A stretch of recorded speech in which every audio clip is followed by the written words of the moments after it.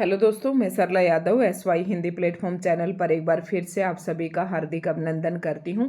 और आज के इस वीडियो लेक्चर में हम पढ़ेंगे दुलाई वाली। ये कहानी है और ये भी बंग महिला ने लिखी है। अब किसके संदर्भ में पढ़ रहे हैं हम? ये HPSC असिस्टेंट प्रोफेसर की हम तैयारी कर रहे हैं। अपने चैनल पर बिल्कुल निःशुल्क आपकी तैयारी करवाई जा रही है। और HPSC ने जो असिस्टेंट प्रोफेसर का सिलेबस दिया है उसी की यूनिट नंबर 7 रहने वाली है।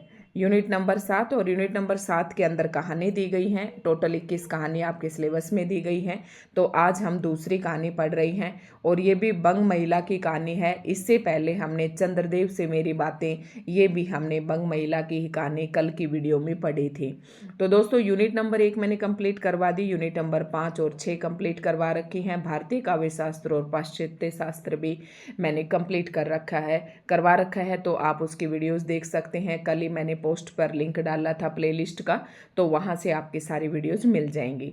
साथ ही SY हिंदी प्लेटफॉर्म के नाम से मेरा टेलीग्राम चैनल है, आप उसे भी ज्वाइन कर लें। वहां पर मैंने ये सारी वीडियो शेयर कर रखी हैं जब से HPSC की एडवर्टाइजमेंट निकली थी और HPSC ने हमें सिलेबस दिया था तब से। तो वो सारी वीडियोस मैंने डाल रखी हैं। तो शुरुआत करने से पहले यही कहूँगी कि दोस्तों, अगर आप हमारी वीडियो देख रहे हैं और आपने अगर चैनल को सब्सक्राइब नहीं कर रखा है तो प्लीज़ चैनल को सब्सक्राइब कर लें। वीडियो आपको अच्छी लगे तो लाइक एंड शेयर जरूर करें। आप बिना कहे लाइक और शेयर कर दिया करें, सब्सक्राइब भी कर दें ताकि ये लाइन का मैं समय बचा सकूँ। दुलाई वाली ये कहानी नंबर 2 है। टोटल 21 कहानी है, मैं फिर से एक बार आपको बता देती हूँ। और ये लिखी है बंग महिला। बंग महिला का दूसरा नाम राजेंद्र बाला घोष था, जैसे कि मैंने कल की वीडियो में आपको बताया था। राजेंद्र बाला घोष इसी को कहते हैं, आपको कंफ्यूज नहीं होना है, ठीक है। अब दोस्तों, जैसे कि HPSC सबसे पहले आपका स्क्रीनिंग एग्जाम लेगी और स्क्रीनिंग एग्जाम में आपके ऑप्शनल क्वेश्चन आएंगे। तो उसके हिसाब से जो भी महत्वपूर्ण तथ्य दुलाई वाली कहानी से बनते हैं, जो आपके परीक्षा उपयोगी हैं, वो सारे हम यहाँ पर करने की कोशिश करेंगे। तो दोस्तों, आज की वीडियो की मैं शुरुआत करती हूँ। बस आप एक बार वीडियो को लाइक जरूर कर दें, देखती हूँ कितने लाइक इसको मिलते हैं।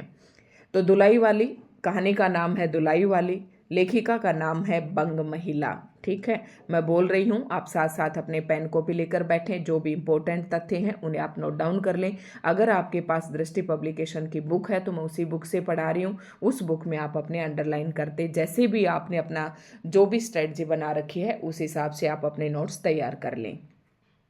तो दुलाई वाली कहानी का प्रकाशन कब हुआ? सबसे पहले इंपॉर्टेंट बात यही है कि इसका प्रकाशन 1907 में हुआ।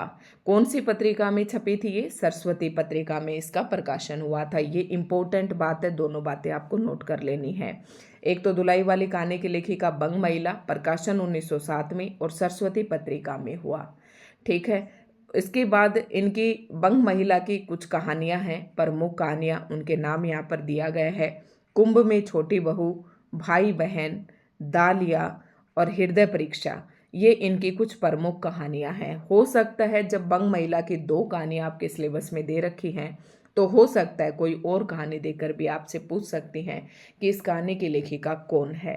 तो कुंभ में छोटी बहू, भाई बहन, कुंभ में छोटी बहू जाती है, अपने भाई बहनों के साथ जाती है, दलिया लेकर जाती है, दालिया है और हृदय परीक्षा, ठीक है।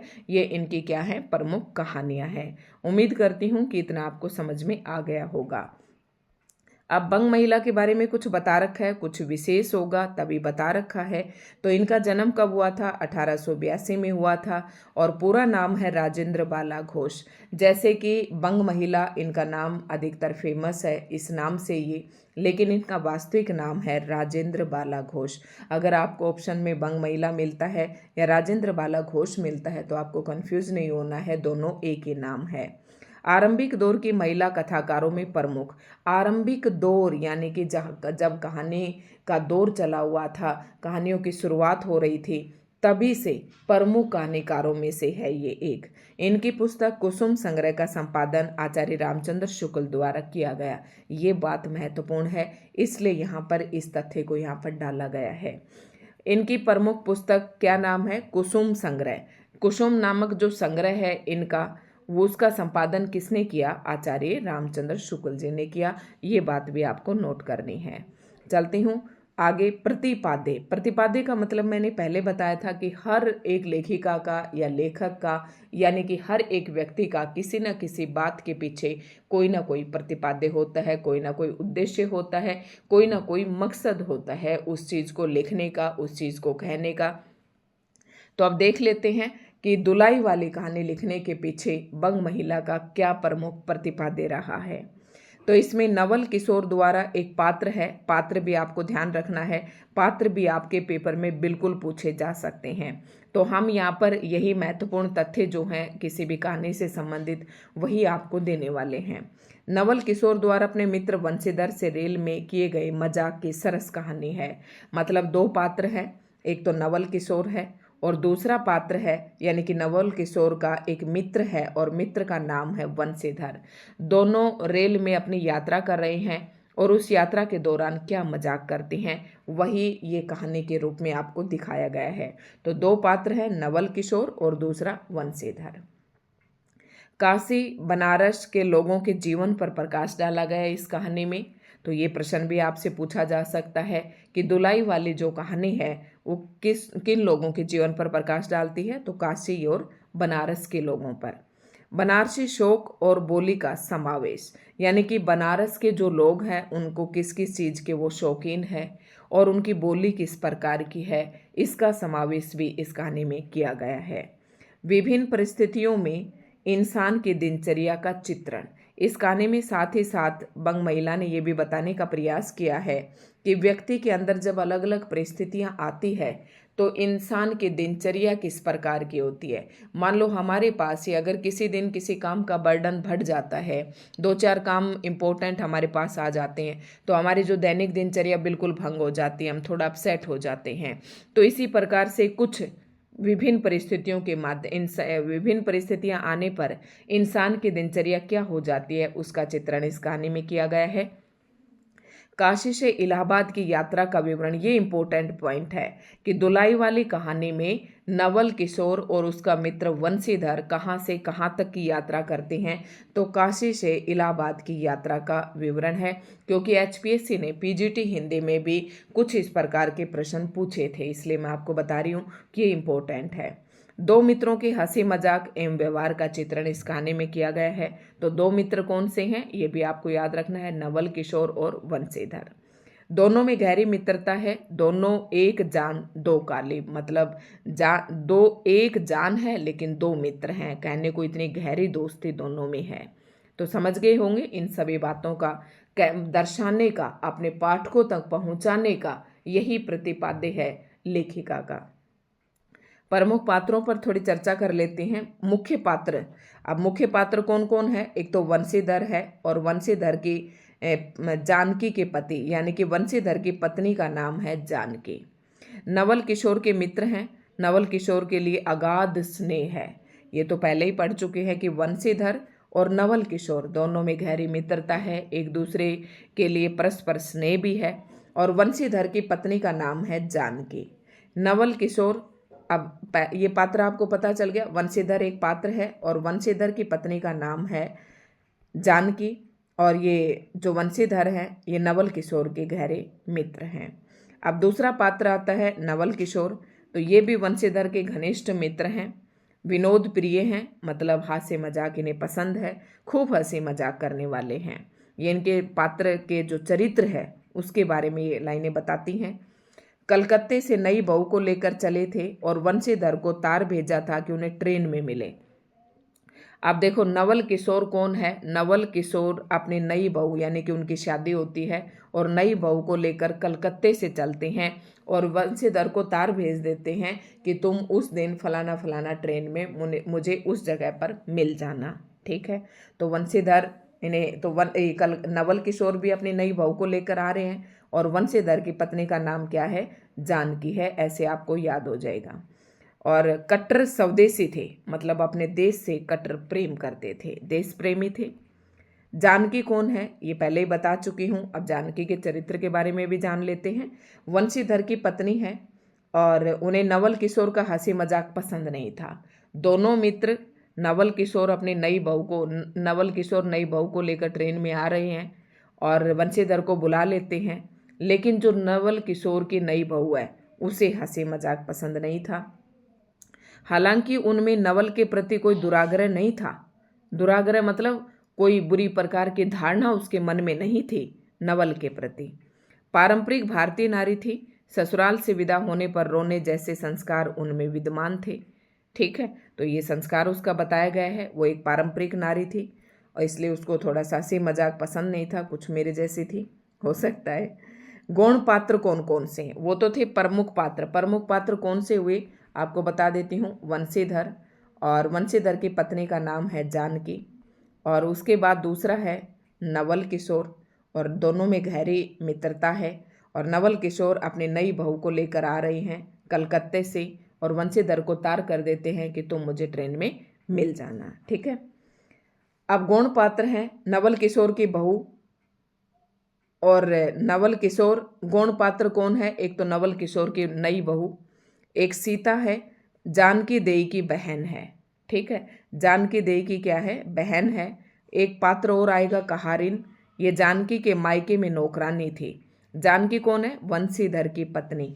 और कहारिन कौन हुई फिर? जानकी के मायके की नौकरानी है। सीता ये जानकी देई की बहन है। ठीक है, ट्रेन में 2-3 महिला सहयात्री। गौण पात्रों में और भी हैं, ट्रेन में 2-3 और भी यात्री हैं। कहानी के स्थानों के नाम। अब इस कहानी में कौन, ये प्रश्न इंपॉर्टेंट है, ये आपसे पूछा जा सकता है। यूजीसी नेट भी इस प्रकार के प्रश्न पूछता है कि इस कहानी में कौन कौन से आपसे प्रश्न देके पूछ लेंगे। 1 2 3 ऑप्शन डाल देंगे कि एक ऑप्शन है, एक और दो है, 2 और 3 है, 1 2 3 है। इस तरीके से कूट डाल देंगे और आपसे पूछ लेंगे किन किन स्थानों का नाम दुलाई वाली कहानी में आया है। तो आपको पता होना चाहिए। दशाश्वमेध घाट गोदोलिया बनारस कलकत्ता में है, इसका जिक्र हुआ है गोदोलिया नामक स्थान का। मुगल सराय और इलाहाबाद प्रयाग, प्रयाग का नाम प्रयाग। ठीक है, तो इन स्थानों का नाम आया कौन कौन सा? मुगल सराय, इलाहाबाद, प्रयाग, गोदोलिया और दशाश्वमेध घाट। ये स्थान है जो दुलाई वाली कहानी में इन स्थानों का जिक्र आया है। इंपॉर्टेंट है, याद करके रखें। अब इस कहानी में एक विशेष कुछ बातें हैं जो विशेष हैं, वो भी याद रखना है। यहाँ से भी आपका प्रश्न बन सकता है। दुलाई अर्थात एक प्रकार का चादर चुनरी जिसे घूंघट के रूप में प्रयुक्त किया जाता है। दुलाई है क्या यहाँ पर? एक चुनरी, एक प्रकार की जिसे घूंघट के रूप में प्रयुक्त किया जाता है। जैसे आजकल दुल्हन ओढ़ती है ना, उसके ऊपर से एक चुनरी उड़ाते हैं, तो उस प्रकार से आप मान सकते हैं। ये है दुलाई वाली। ठीक है, तो दुलाई एक प्रकार का क्या है? पूछ सकते हैं दुलाई वाली कहानी में दुलाई का क्या अर्थ है, तो ये आपको बताना है। चादर या चुनरी जिसे घूंघट के रूप में प्रयोग करते हैं। यथार्थ चित्रण किया गया है, इसमें पात्रानुकूल भाषा का प्रयोग किया गया है। स्थानीयता के रंगों से भरी ये कहानी आज भी जीवंत है, मतलब वहाँ के स्थानीयता के बारे में पूरा विस्तार से बताती है। बनारसी बोली के संवाद, ट्रेन में औरतों के कदम कहानी की मिठास बढ़ा देती हैं। ठीक है, ये कुछ बातें थी, 3 प्रमुख बातें हैं जो इम्पोर्टेंट है। इनमें जो पहला पॉइंट है ये काफ़ी इम्पोर्टेंट है। अब कुछ प्रमुख उद्धरण आते हैं इस कहानी के, तो ये आप मैंने बताया था कि इन्हें आप पढ़ सकते हैं, और कहें तो मैं इसकी रीडिंग भी, क्योंकि कहानी तो भाई मैंने भी अभी नहीं पढ़ी है। अरे इनकर मनई तो नाही आइलेन, अब ये तो मुझे भी समझ में नहीं आएगी क्योंकि बनारसी भाषा में यहाँ पर संवाद हो रहे हैं। हो देखो रोवल करथईन, कि रोवल का मतलब रोना, करथईन पयाग जी मतलब प्रयाग जी, जहाँ मनई मकर नहाए जाला, तो ये तो मुझे नहीं समझ में आएगी भाई। नाहक विलायती चीज़ें मोल लेकर क्यों रुपए की बर्बादी की जाए, देसी लेने से भी दाम लगेगा सही, पर रहेगा तो देसी में। खैर ठीक है, ये भाई पात्र है, ये कुछ तुम अपना पढ़ लेना। और उस गाड़ी में एक इम्पोर्टेंट और बात है, उस गाड़ी में एक लाठी वाला भी था, उसने खुल्लम खुल्ला कहा का बाबूजी कुछ हमरो साजा। तो इस तरीके से आपको ध्यान रखना कि ये बात किसने कही थी, उस लाठी वाले ने कही थी। ठीक है, तो इम्पोर्टेंट उद्धरण तो अब मैंने बताया ना, आप कितने ध्यान रखेंगे। तो तू ही उन स्त्रियों को कहीं ले गई है, इतना कहना था कि दुलाई से मुंह खोलकर नवल किशोर खिलखिला उठे। दुलाई से मुंह खोलकर नवल किशोर खिलखिला उठे, तो ये नवल किशोर का कथन है। दुलाई की बिसात ही कितनी।